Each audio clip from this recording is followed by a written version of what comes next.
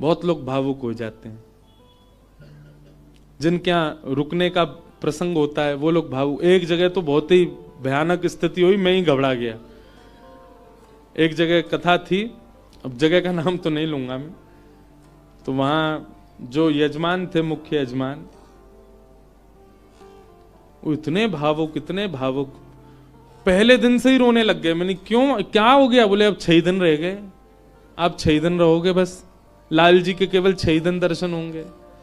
दूसरे दिन और रोने लग गए। मैंने कि भैया तुम ऐसे मत करो, अभी तो कथा तो पूरी करनी है हमको। चौथे दिन सबका नाच रहे थे, नंद घन आनंद भयो, जो वो कोने में खड़े होकर रो रहे। बोले क्यों, क्या हो गया? 3 ही दिन रह गए अब बस।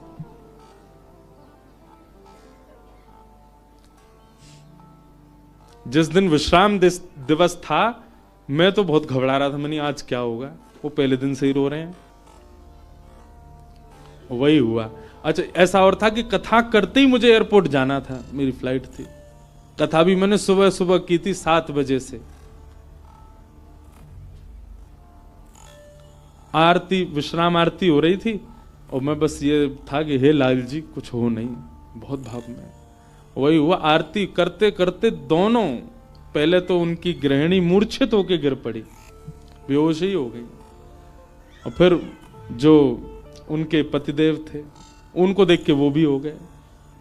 उसके पीछे बिल्कुल भी किंचित ही, हमको तो समझ में आया था नाटक, लेकिन नहीं, वास्तविक था। पानी वानी डाला भैया, उनका ब्लड प्रेशर वगैरह सब कम होता चला गया। एक कथा भी आती है, सुना है? एक महाराष्ट्र के राजा थे। उन राजा का एक ही बात उसके मन में चलती थी कि मेरे नगर में कोई साधु आ जाए, मेरे नगर में कोई संत आ जाए, मेरे नगर में कोई भक्त आ जाए। दुनिया में ऐश्वर्यवान व्यक्ति केवल इसकी प्रतीक्षा करता है कि मेरे पास धन बहुत आ जाए। वो इसकी प्रतीक्षा करते थे कि कोई भक्त, साधु, संत, विरक्त या वैष्णव दंपति या कोई कथा वक्ता कोई आ जाए मेरे नगर में, बस। ऐसी कृपा हुई। अयोध्या से कुछ लोग पंढरपुर दर्शन करने जा रहे थे और उन महात्मा के, उन राजा के नगर में आ गए। नगर से होके पंढरपुर का रास्ता था, तो पंढरपुर की ओर जा रहे थे। शाम काल का समय हो गया। राजा को पता चली संतों की टोली आ रही है। वो तो ऐसा और था राजा, वो दूर दूर तक उसने अपने सैनिक लगा रखे थे। बोले आसपास के रस्तों से अगर कोई संत निकल के जा रहे हैं, उनसे भी कहो यहां होके जाएं, हमारे नगर में होके जाएं। ऐसी भगवत प्रीति, भक्त प्रीति भी सबके हृदय में नहीं होती।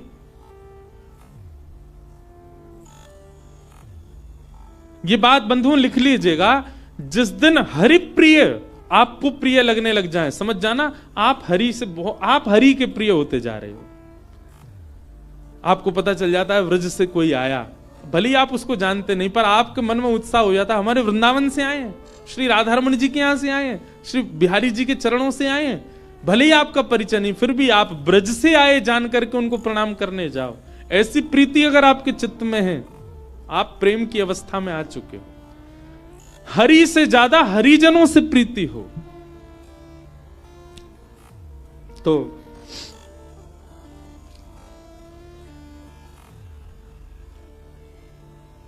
अयोध्या से संतों की टोली आई।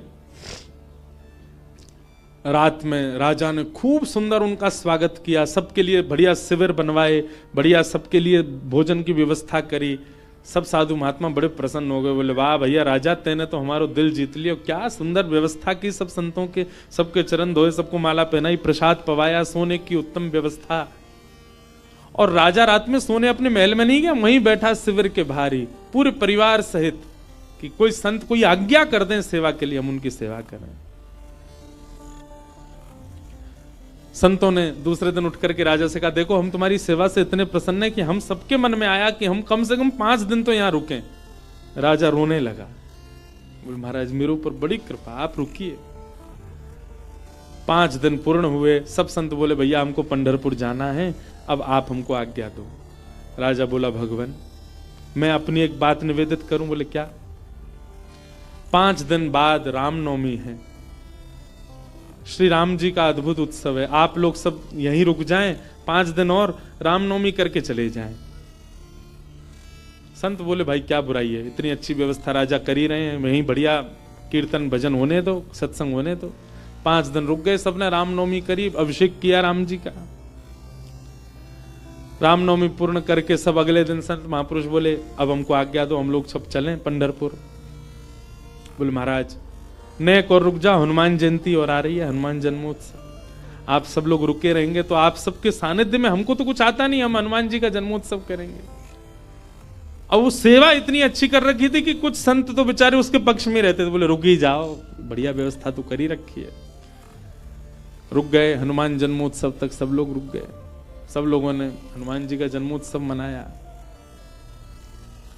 संत महापुरुष कहने लगे, बोले भैया अब हमको आज्ञा दे दो, अब हम लोग चलें। बोले महाराज उसके बाद में फिर कोई और उत्सव आ रहा था 15 दिन बाद, उसका नाम ले दिया। बोले वो किए बिना तो आप कैसे जाओगे, कहां आपको व्यवस्था ही नहीं मिलेगी, मेरे यहां हो जाएगा। 15 दिन और रुक गए, फिर जाने लग गए। बोले महाराज गंगा दशहरा आने वाला है, आप सब लोग कहां, गंगा जी तो मिलेंगे, मैं गंगा जल मंगवाऊंगा ना अपने सैनिकों को भेज करके, यहीं आप सब लोगों के लिए सूक्ष्म गंगा प्रकट करवा दूंगा। फिर रुक गए, गंगा दशहरा हो गए। सब करते करते करते महाराज जेठ का महीना निकल गया। कब आए थे, रामनवमी पे आए थे, तब से जेठ आ गई। जेठ के बाद अब फिर जन्माष्टमी राधाष्टमी के उत्सव आ गए। वो उत्सवों के बहाने दे दे करके संतों को रोक लें। महाराज अब तो चातुर्मास करना पड़ेगा आपको, चातुर्मास प्रारंभ, कहां जाओगे, यहीं कर लो। चातुर्मास करवा दिया। चातुर्मास के बाद अब कार्तिक का महीना आ गया, कार्तिक में तो मैं जाने नहीं दूंगा आप लोगों को। दिवाली होली ये तो यहीं करनी पड़ेगी, होली आ रही है, होली पे तो सब संग रहेंगे।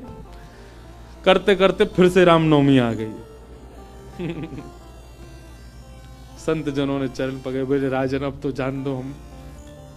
संत तो राजा बोले एक काम करो, क्या, बाल भोग करके चले जाओ, कुछ नहीं तो सुबह का बाल भोग तो ले लीजिए। बोले ठीक है। अब बाल भोग भाग पा करके तैयार हुए ही थे, बोले बाल भोग पा लिया सब। बोले देखे ना कढ़ाई चढ़ गई है, राजभोग बनना है, राजभोग तो पा जाओ। संत बोले जे नहीं हिलने देगा हमको।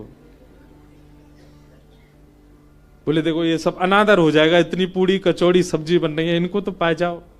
यहां राजभोग पाने लगे, एक संत ने घूम के देखा तो वहां रात के ब्यारू भोग भी बनने शुरू हो गए थे। बोले ब्यारू करके जाने देगा। अंत तो गत्वा उस राजा की स्थिति ऐसी हो गई, जब संत लोग हट में आ गए कि नहीं हम तो जाएंगे। राजा के यहां से उस क्षेत्र से जैसे ही बाहर निकले, तब तक तो राजा रो रहा था, संतों के जाते ही राजा अचेत हो गया, प्राण निकल गए उसके। मैं संतों के बगैर कैसे रहूं, हम इस स्थिति में हम तो कभी आ ही नहीं सकते। खैर सुन लीजिए बस, हमारे यहां तो 4 दिन रुक जाए तो कब जाएंगे ये बला, बैठ गए हमारे घर में आके। सब तरीके के लोग होते हैं। अब तो लोग हमको बहुत प्रेम करने लग गए, जब हमको कोई जानता नहीं था तब हमने भी ऐसे घरों में रुके हैं। पर सत्य बात है बंधुओं, ठाकुर जी से प्रेम तो सबको हो जाता है, पर हरिजनों से जिसको प्रेम हो जाए, समझ जाओ कि उसको ठाकुर जी से, वो अब प्रेम की अवस्था में आ चुका है। जिसको हरिजन प्रिय लगने लग जाए, हरि के जन प्रिय लगने लग जाए। आप लोग किया करो, कभी एयरपोर्ट, रेलवे स्टेशन, कभी अनजान स्थान पर कोई तिलक मात्र लगाया घूम रहा हो, उसको भी जय सिया राम, जय श्री कृष्ण। सामने वाला प्रत्युत्तर में अगर ये पूछ ले भैया कौन, कुछ नहीं, आपके माथे पे हमने तिलक देखा, कंठ में हमने तुलसी जी देखी तो हमको लगा कि आप वैष्णव हो, इसलिए हमने प्रणाम किया। ऐसा स्वभाव। तो प्रथम गंतव्य ठाकुर जी नहीं होने चाहिए, पहला गंतव्य प्रेम होना चाहिए। हमारे भजन का, हमारे साधन का, हमारी कथा का, हमारे नियमों का, सबका प्रथम पहले किसको प्राप्त करना है कि पहले हम प्रेमी बने। पहले ठाकुर जी नहीं, पहले ठाकुर जी के लायक बनो, और फिर जब लायक बन जाओगे, ठाकुर जी को कभी अपने केंद्र बिंदु में मत रखो। एक बात बहुत ध्यान से सुनो, किसी को पाने के लिए आप मत तड़पो, स्वयं को ऐसा बनाओ कि सामने वाला आपको पाने के लिए तड़पे, सामने वाला आपको पाना चाहे।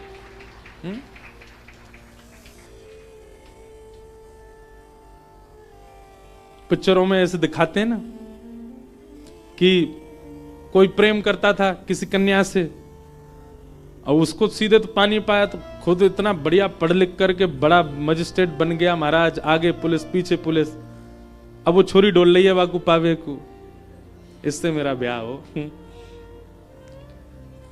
ठीक वैसे ही ये बात शास्त्रीय है कि ठाकुर जी को पाने के लिए आप केंद्र बिंदु ठाकुर जी को मत रखो चित्त में कि उनको मुझे प्राप्त करना है। ठाकुर जी को जो जो प्रिय है वो सारे गुण मेरे भीतर आ जाएं ताकि ठाकुर जी को मैं प्रिय लगूं।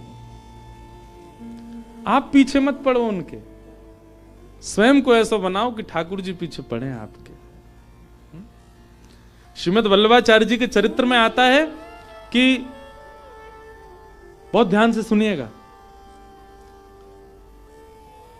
श्रीनाथ जी जब प्रकट हुए ना तो पहले श्रीनाथ जी की भुजा प्रकट हुई, और भुजा प्रकट होने के बाद में सद्दू पानी की गैया रोज जाती थी, अपना संपूर्ण दुग्ध वहीं बहा करके आ जाती थी। तो सद्दू पानी ने देखा मेरी गैया कहां जाती है, जाकर के देखा तो गिरिराज शिला में केवल भुजा निकली हुई है। सद्दू पानी ने जब पूरा बाहर निकाला तो श्रीनाथ जी प्रकट हो गए इसी कलिकाल में।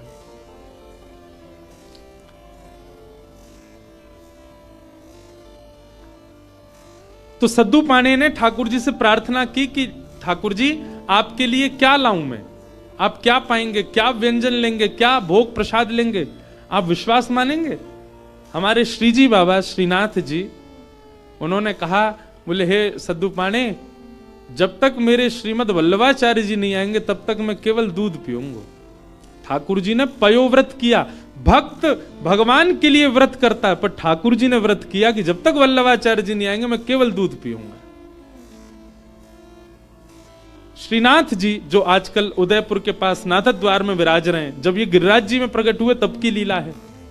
इस बार हमारे लाल जी का उत्सव नाथद्वारा में ही है, श्रीनाथ जी में 11 से 17 जनवरी। बाद में एक अजब कुमारी नाम की एक भक्ता हुई थी, उसके लिए ठाकुर जी उदयपुर चले गए, उदयपुर के पास नाथद्वारा में।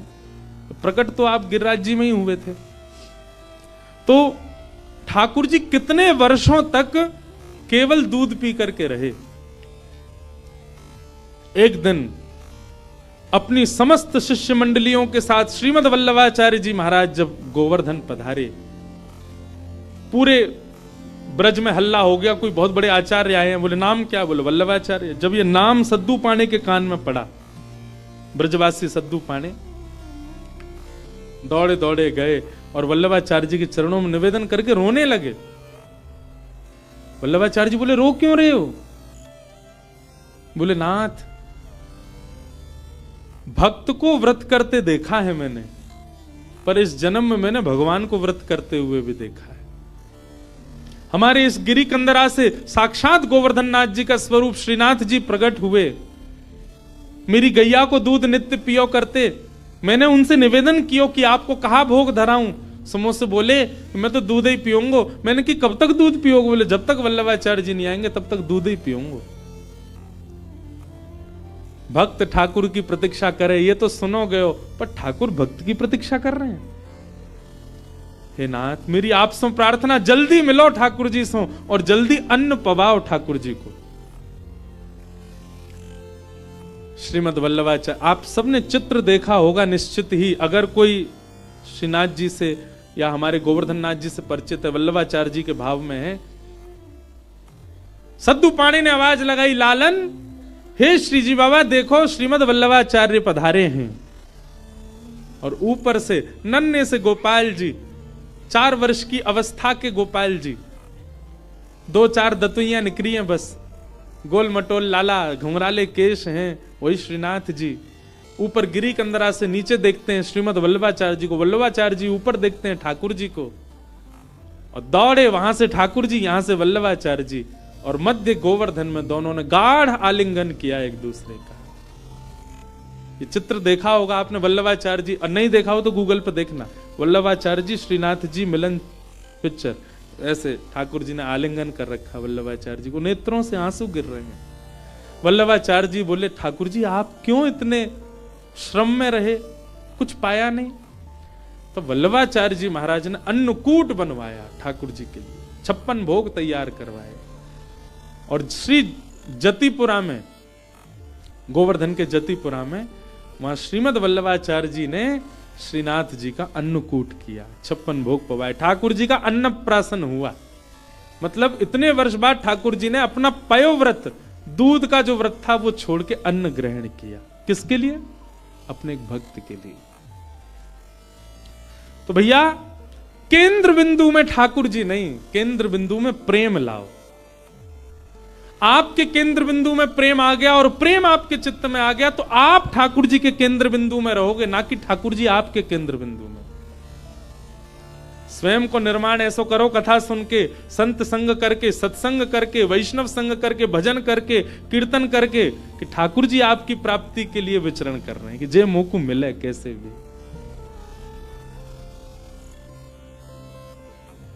आज से आपके भजन साधन में उद्देश्य भगवत प्राप्ति नहीं, प्रेम की प्राप्ति हो। कि भवतानुदित प्रायम यशो भगवतो मलम ये नैवासौ न तुष्येत मन्ये तद्दर्शनम खिलम। नारद जी महाराज वेद व्यास जी से कहते हैं, व्यास जी आपने भागवत जी की रचना की, उसमें ज्ञान, उसमें वैराग्य, उसमें सब कुछ आपने प्रस्तुत किया, पर आपने प्रेम को नहीं प्रस्तुत किया, इसलिए आपका हृदय अशांत है। आपके ग्रंथों को, पुराणों को सुनकर के व्यक्ति धार्मिक बन जाएगा, व्यक्ति वैरागी बन जाएगा, पर आपके ग्रंथों को पढ़ के व्यक्ति प्रेमी नहीं बन पाएगा। इसीलिए आपका हृदय अशांत है, आपको कहीं ना कहीं अपूर्णता लगती है अपनी क्रिया में। इसलिए मेरी प्रार्थना कि अब आप ठाकुर जी के प्रेम स्वभाव का वर्णन करो, जिससे पढ़ने वाला व्यक्ति प्रेमी बन सके। वेद व्यास जी महाराज ने निवेदन किया, उसके लिए मुझे क्या करना पड़ेगा? बोले समाधि लगा करके भगवान के प्रेम स्वरूप का चिंतन करो।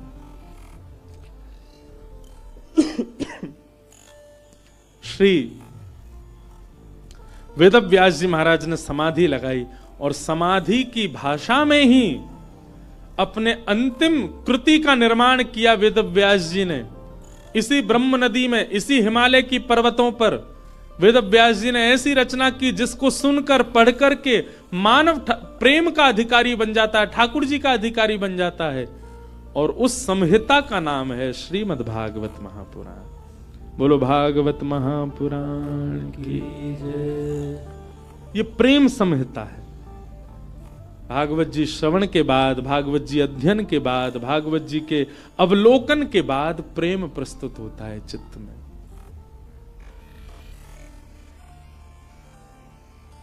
प्रेम। वेद व्यास जी महाराज ने उस प्रेम का भाव लिखा, वही भागवत है। बंधुओं, आपको अगर अपनी कृति से, कई लोगों को अपने जीवन से भी बहुत अपूर्णता का अनुभव होता है। हम आपको एक बात बता रहे हैं, बहुत सावधानी से सुनो।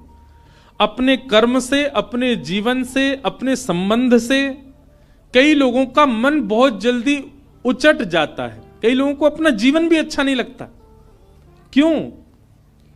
केवल प्रेम नहीं है आपके जीवन में। आप भागवत जी का आश्रय लीजिए और भागवत जी का आश्रय लेकर के आप प्रेम जीवन में ले आइए, आपको सब कुछ अच्छा लगने लगेगा।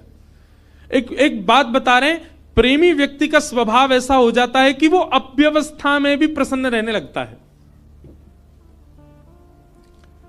अप्रेमी व्यक्ति का स्वभाव कैसा होता है? वो कहीं भी जाएगा ना, नाक मुंह मोड़ता ही रहेगा। यहां तो ये है, यहां तो ऐसा है, यहां मैं कैसे बैठ जाऊं, ये मैं कैसे खा लूं, यहां मैं कैसे बैठ सकता हूं, यहां मैं कैसे नहा सकता हूं, यहां मैं कैसे रह सकता हूं, इस व्यक्ति के साथ मैं कैसे जी पाऊंगा, इस माहौल में मैं कैसे रह पाऊंगा। ये सब जगह जो अपने आप को अपरिपूर्ण माने, समझ जाना, अप्रेमी व्यक्ति है। पर प्रेमी कैसा होता है? वो जहां बैठ जाता है ना, वो स्थान ही अच्छा लगने लग जाता है। कई बार आपने कुछ ऐसे स्थान देखे होंगे, उन स्थानों पर कभी आपकी नजर ही नहीं पड़ी होगी, या उस स्थान को देख करके आपने सोचा होगा ये तो सामान्य सी जगह है, ये कौन सी बड़ी बात है। पर उसी स्थान पर कोई भगवत प्रेमी जाकर के बैठ जाता है तो उस स्थान की रौनक ही बदल जाती है, उस स्थान का माहौल ही बदल जाता है। अरे स्थान नहीं, कई बार कई रंग हमको प्रिय नहीं होते।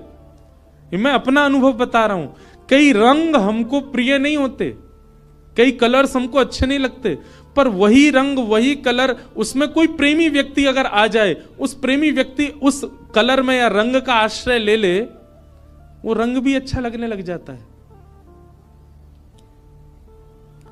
कई सब्जियां आपको अप्रिय लगती होंगी, पर वही कोई प्रेमी के हाथों से प्रसाद रूप में आपको मिल जाए, आप उसका पान करेंगे, सेवन करेंगे, आपको अत्यंत अद्भुत।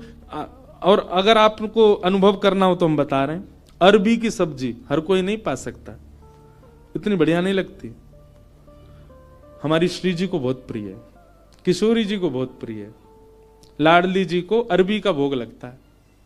कभी जाइए राधाष्टमी के समय पर, या वैसे भी हमारे तटीय स्थान वृंदावन में अरबी की सब्जी बनती है। आप पे कृपा हो जाए, नहीं हो तो वहां किसी महात्मा से कह देना हमको थोड़ा प्रसाद दे दो, वो मधुकरी रूप में आपको अरबी देंगे, आप पाके देखना। सारे विश्व के जितने भी रस होंगे ना, वो सब रस फीके लगेंगे उसके आगे। क्यों? क्योंकि प्रेम स्थान पर वो निर्मित है, इसलिए उसका स्वाद अद्भुत हो जाता है। मैं कथा करता हूं, हमको राग रागनियां आती नहीं, हम बस ऐसे गा लेते हैं, ये सब गुरुजन बैठे हैं, ये लोग जैसो बजा दें वैसो हम गा दें। कई राग ऐसे हैं, उनको पहले मैं जब सुनता था ना तो मेरा मन बड़ा उच्चाटित सा हो जाता था कि ये कैसे गाएंगे, ये तो बड़ा विचित्र सा राग है। आज वही राग में हम कथा भी कर देते हैं। क्यों? क्योंकि जब प्रेम मिल जाता है, प्रेम एक ऐसा सब्सटेंस है, प्रेम एक ऐसा क्या बोले, वो केमिकल बोले, सब्सटेंस बोले, क्या बोले, वो एक ऐसी वस्तु है, वो जहां मिल जाएगी वो सब प्रिय लगने लग जाएगा। वो प्रेम कहलाता है।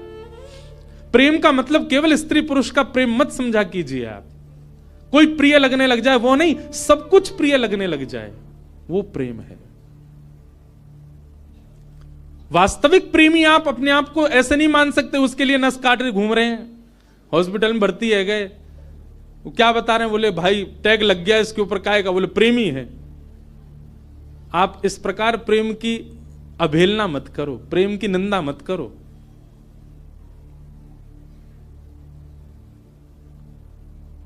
गंगा जी पे सब जगह चले जाओ, पहाड़ों में, नदियों में, सब जगह एक पॉइंट होता है, क्या बोल, इसको सुसाइड पॉइंट बोलते। क्यों? यहां से व्यक्ति अपने प्रेमी के लिए त्याग कर देता है, आत्महत्या कर लेता है। ये प्रेम है। प्रेम में केवल एक व्यक्ति प्रिय नहीं लगता, प्रेम में सब कुछ प्रिय लगने लग जाता है। बुद्ध, भगवान बुद्ध प्रेमी थे। एक मदिरा पान किया हुआ व्यक्ति जिससे सब दूर भागते हैं, नाली में पड़ा था और बुद्ध भगवान ने उसको देख लिया, अपने शिष्यों से कहा तुरंत इसको निकालो यहां से। कोई पीछे जा रहा, कोई आगे जा रहा, सोच रहे हैं, विचार कर रहे हैं, नाली में पड़ा है, दुर्गंध आ रही है, इसने पी भी रखी है। स्वयं भगवान बुद्ध लग गए उसको निकालने में। शिष्यों ने कहा, बोले कि वो एक कुभाव वाला व्यक्ति, मदिरा पान करने वाला व्यक्ति, उसका आचरण शुद्ध नहीं, और आप उसको ऐसे बचाने लग गए, ऐसे उसको संभालने लग गए।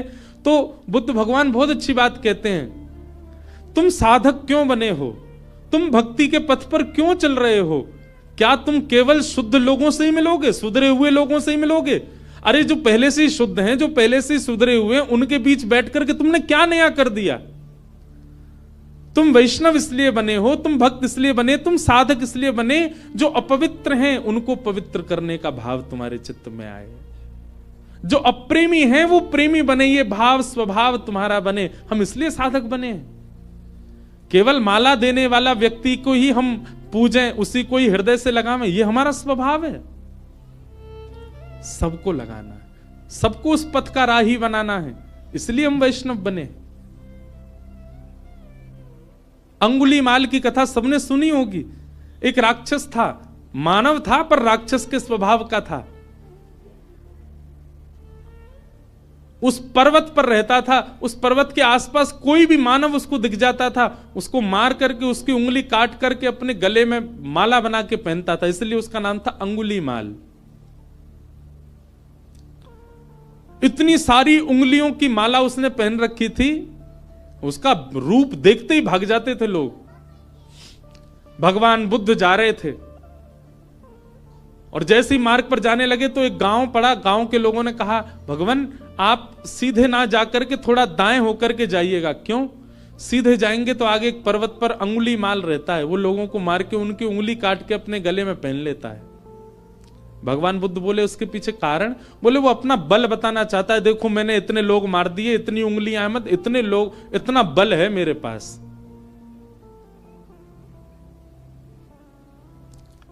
भगवान बुद्ध कहते हैं भय का बल नहीं होता, प्रेम का बल होता है।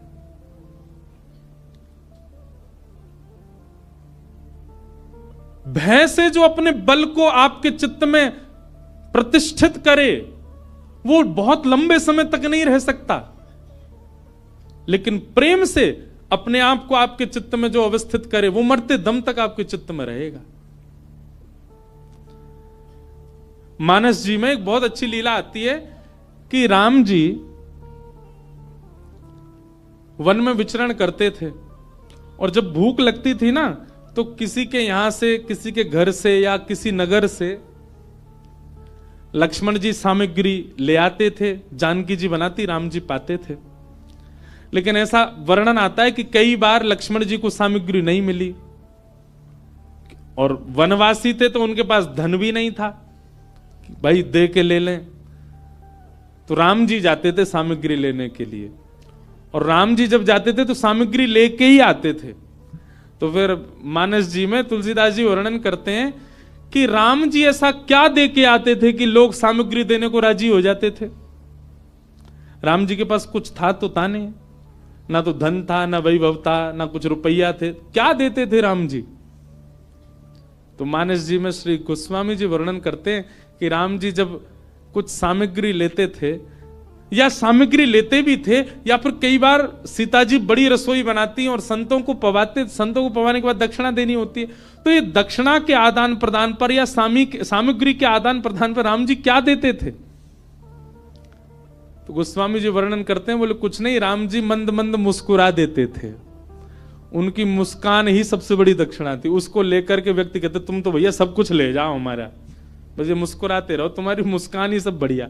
मतलब संतों को प्रसाद पवा के राम जी सामने बैठ करके दक्षिणा रूप में मुस्का देते थे। संत बोलते बस मिल गई हमारी दक्षिणा। जहां जहां से सामग्री लाते वहां मुस्का देते थे। प्रेम, और वो प्रेम का बल ऐसा व्यवस्थित किया राम जी ने कि मरते दम तक कोई नहीं भूल पाया। और रावण का भी बल प्रतिष्ठित था, पर रावण का भय का बल था। बल भय का नहीं होता, बल प्रेम का होता है।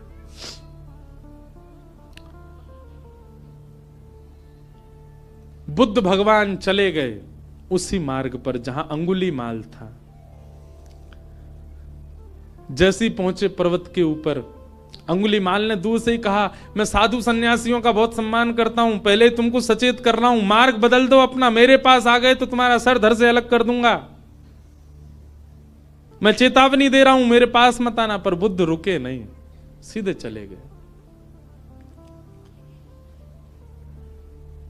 तुम जानते नहीं हो मुझे, क्यों चले आए हो मेरे पास? और क्रोध में भर के थोड़ा और चेतावनी देने के लिए अंगुलीमाल एक वृक्ष के नीचे खड़ा था, उस वृक्ष की डाल पकड़ करके जोर से खींच ली, डाल टूट गई। बुद्ध भगवान मंद मुस्काते सामने खड़े हो गए। अंगुलीमाल तुम देख नहीं रहे हो? अंगुलीमाल बोला, तुम देख नहीं रहे हो मैं कितना बलवान हूं, और तुम चले आ रहे हो, मैं तुमको मना कर रहा हूं, फिर भी रुक नहीं रहे हो। डाल हाथ में पकड़ करके खड़ा था। बुद्ध भगवान बिल्कुल सौम्य भाव से उसके समीप गए और कहा, ये डाल तुमने तोड़ी? बोले हां। अब इसको जोड़ दो, जहां से तोड़ी है इसको वहां लगा दो पुनः। अंगुलीमाल बोला, कैसी बात कर रहे हो, ये तो संभव ही नहीं है, मैं इसको नहीं लगा सकता दोबारा। बोले क्यों, जब तोड़ने की सामर्थ्य है तो जोड़ने की भी होगी, इसको जोड़ दो, यथावत जैसी थी वैसी जोड़ के दिखा दो। अंगुलीमाल बोला यह संभव नहीं है। बुद्ध भगवान कहते हैं जिसको तुम जोड़ नहीं सकते उसको तोड़ने का अधिकार तुमको किसने दिया? इतनी उंगलियां गले में पहन करके घूमते हो, तुमने इतने लोगों को मार दिया, अकेले इस पर्वत पर रहते हो, पूरी दुनिया तुमसे भय खाती है। सोचो, विचार करो अंगुलीमाल, जितनी उंगलियां तुमने गले में पहनी हैं, प्रेम से यदि इतने लोगों को अपने संग में रखते, पूरी दुनिया पूजती आज तुमको। अपने प्रेम स्वभाव से इतने लोगों का संग पाते तो तुम ज्यादा बलवान होते, लेकिन तुमने उनको मार दिया, उनकी उंगलियां डोल रहे हो लेके गले में। अगर इतने लोग तुमने जोड़े होते खुद से तो तुम श्रेष्ठ माने जाते। और इतना कहकर के बुद्ध चले गए। अपनी कुटिया पर जाकर के रुके, पीछे देखा ही नहीं। कुटिया पर जाकर के जब पीछे देखा, अंगुलीमाल चरणों में गिर गया, बुद्धम शरणम गच्छामि, मुझे क्षमा कर दो भगवान, और सदा के लिए उनके हो गए। यह है प्रेम। प्रेमी जब व्यक्ति होता है वो सबको प्रेमी बनाता चलता। जैसे किसी के अंदर कोई इत्र लगाए घूमे, जहां से निकल जाए सब जगह सुगंधित होती चली जाती है, वैसे ही भक्ति साधना से व्यक्ति जब प्रेमी बन जाता है, वो जहां जाता है, जिस स्थान पर जाता है, जितने लोगों से मिलता है, उनको भी प्रेमी बना देता है, उनको भी प्रिय बना देता है, उनको भी भक्त बना देता है, उनको भी साधक बना देता है। प्रेम। और श्रीमद् भागवत प्रेम प्रस्थापित करती हैं श्रोताओं के चित्त में। भागवत जी की रचना हुई और रचना करने के बाद वेद व्यास जी महाराज ने विचार किया, अब इस भागवत को हम घर घर तक, जन जन तक कैसे पहुंचाएं। तब वेद व्यास जी महाराज ने अपने पुत्र सुखदेव जी का आवाहन किया कि यम प्रव्रजन्तमनुपेतमपेत कृत्यम द्वैपायनो विरह कातरया जुहाव पुत्रेति तन्मयतया तर्वोऽभिनेदु तम सर्वभूत हृदयं मुनिमानतोऽस्मि। श्री सुखदेव जी महाराज आए। वेद व्यास जी के पुत्र हैं सुखदेव, लेकिन जन्म लेते ही आप ब्रह्म के ध्यान में चले गए थे। लेकिन श्री व्यास जी ने भागवत के श्लोक जब इनको सुनाए तो ब्रह्म ध्यान छोड़कर के भागवत जी की सन्निधि में आ गए और कहा, मैं तो निर्गुण निराकार ब्रह्म की उपासना कर रहा था, पर मुझे अब सगुण साकार में मन लग गया है, मुझे इन्हीं की आराधना करनी है। व्यास जी ने भागवत जी का अध्ययन सुखदेव जी को कराया और श्री शुकाचार्य जी ने वही भागवत की कथा राजा परीक्षित को सुनाई। पूछा गया, राजा परीक्षित कौन है? राजा परीक्षित के विषय में हमको थोड़ा बताओ। इनको 7 दिन में मरने का श्राप क्यों लगा, इनके बारे में थोड़ी हमें जानकारी दो। तब राजा परीक्षित के विषय को बताने के लिए यहां से महाभारत का थोड़ा प्रारंभ किया। यदा मृधे कौरव संजयानाम वीरेस्वथो वीर गतिम गतेषु व्रकोदरा विग्ध गदा विमर्श भृगनोरुदंडे धृतराष्ट्र पुत्रे। श्री परीक्षित जी महाराज का चरित्र और उनको 7 दिन में श्राप क्यों लगा, ये सब विषय सुनाए गए। अब इस विषय में अगर प्रवेश करें तो पूरा महाभारत का प्रसंग कहना पड़े, इसलिए कल बंधुओं ठाकुर जी का जन्मोत्सव है कथा में, क्योंकि कल चतुर्थ दिवस है। कल गंगा के तट पे आनंद उत्सव होगा, खूब आनंद से हम लोग नाचेंगे गाएंगे, जन्मोत्सव मनाएंगे श्री ठाकुर जी का। यमुना तट पे तो मनते ही रहते हैं ठाकुर जी के उत्सव, कल गंगा के तट पे होगा। आप सब लोग समय से पधारिएगा। आज श्री गिरधर लाल जी के दर्शन का समय तो है, पर हम आप सबकी संख्या देख के डर रहे हैं, क्योंकि जहां हम रुके हैं वो स्थान तो बहुत छोटा है। तो जो लोग यहाँ रुके ही रहे हैं अभी 6-7 दिन, वो लोग तो कल भी आ सकते हैं, परसों भी आ सकते हैं। रोज मिलेंगे ठाकुर जी 1:30 से 2:30 बजे तक, गंगा दर्शन राम झूला के पास, इधर स्वर्ग आश्रम में। और जो लोग दूर दूर से आए बस वही आ जाना दर्शन करने। बाकी के जो लोग यहीं डटे हुए हैं उनके लिए तो लाल जी यहीं हैं। उनके लिए हम एक शाम का भी समय कल बता देंगे, वो लोग शाम को भी आ सकते हैं। इतनी संख्या में लोग आ जाएंगे तो फिर वो लाल जी हमारे डर नहीं जाएं। गंगा जी में गिरगिरा जाओगे क्योंकि बगल में ही गंगा जी हैं। तो आप सब लोग बड़े भाव से पधारो। कल ठाकुर जी का जन्मोत्सव हम लोग कथा में मनाएंगे। पीले पीले वस्त्र पहन करके आना, आभूषण ज्यादा पहन के मत आना, अपना ध्यान रखना, क्योंकि चोराग्रगण्य श्री कृष्ण की कथा है तो निश्चित है उनके 2-4 दूत तो कथा में आते ही होंगे जो आपके आभूषण हरण ना कर ले जाएं, इसलिए बहुत ध्यान रखना। श्यामा हृदय कमल सो प्रगट्यो, श्यामा हृदय कमल सो प्रगट्यो, श्यामा हृदय कमल सो प्रगट्यो, श्यामा हृदय कमल सो प्रगट्यो, और श्याम हृदय तू भाई वृंदावन प्यारो वृंदावन, प्यारो वृंदावन, हे श्री वृंदावन मेरो वृंदावन। आज ये पद पूरा गाएंगे, जिनको याद हो संग गाइए। और सुनो भैया, जो लोग भी लाल जी के दर्शन करवे जामे, उनसे हमारी प्रार्थना, तुमको अपनी खुद की सौगंध है, हमारे लाल जी से कुछ संसार मत मांगियो, लाल जी से केवल एक ही बात मांगियो, हे लाल जी आप सदा प्रसन्न रहो, आप सदा आनंद में रहो, हम अपने कर्म भोग लेंगे, आप हमको कुछ मत दो। कुछ मांगना नहीं ठाकुर जी से, ठाकुर जी से केवल उनकी प्रसन्नता मांगिएगा।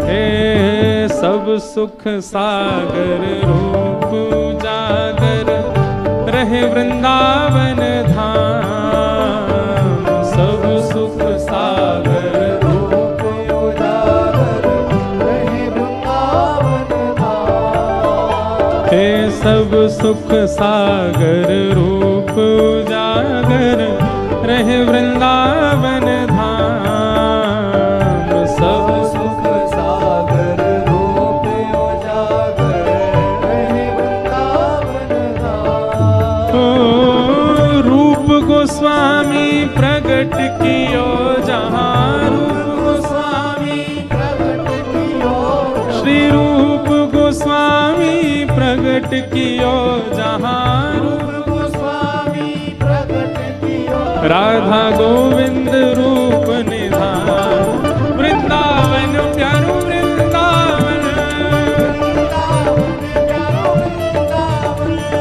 देखो इतनी संख्या में लोग हो फिर भी स्वर नहीं निकल रहा आप लोगों का। अरे भाव से गाओ, उच्च स्वर में गाओ, वृंदावन मेरो वृंदावन, हे श्री वृंदावन मेरो वृंदावन। रूप गोस्वामी प्रगट कियो जहाँ, रूप गोस्वामी प्रगट कियो, राधा गोविंद रूप निधान, वृंदावन प्यारो वृंदावन, हे श्री वृंदावन मेरो वृंदावन।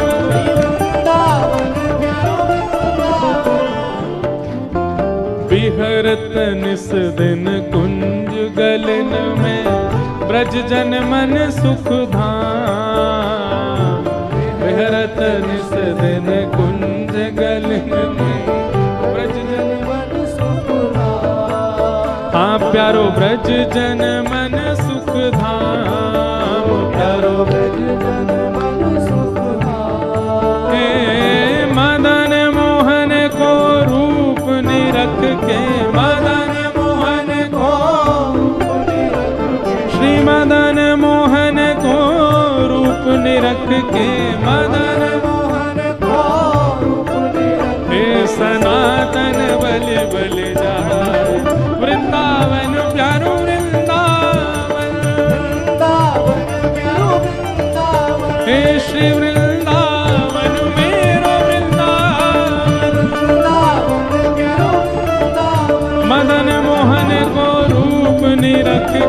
मदन मोहन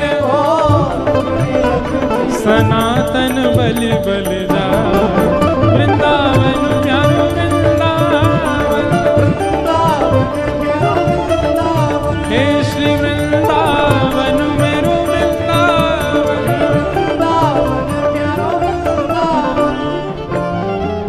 गोपी ग्वाल सब ही और धारे प्यारो गोपीना गोपी ग्वाल सब ही और धारे प्यारो गोपीना हाँ प्यारो प्यारो गोपीनाथ प्यारो प्यारो गोपीनाथ हे मधु पंडित जिन कंठ लगायो मधु पंडित जिन कंठ लगायो श्री मधु पंडित जिन कंठ लगायो मधु पंडित जिन कंठ लगायो ओ जहाँ है रही जय जयकार वृंदावन मेरो वृंदावन वृंदावन मेरो वृंदावन हे श्री वृंदावन प्यारो वृंदावन प्यारो वृंदावन मधु पंडित जिन कंठ लगाओ मधु पंडित और है रही जय जयकार वृंदावन प्यारो वृंदावन प्यारो वृंदावन हे श्री वृंदावन प्यारो वृंदावन श्री गोपाल भट्ट झुके हृदय वेदना प्रगट्यो शालिग्राम गोपाल भट्ट झुकी हृदय वेदना प्रगट्यो शालिग्राम श्री गोपाल भट्ट झुके हृदय वेदना प्रगट्यो शालिग्राम गोपाल भट्ट झुकी हृदय वेदना प्रगट्यो शालिग्राम हे रूप सुधा को खान हमारो रूप सुधा को खान हमारो रूप सुधा को खान हमारो रूप सुधा को खान हमारो श्री वृंदावन में सबते प्यारो वृंदावन में सबते प्यारो हे श्री राधा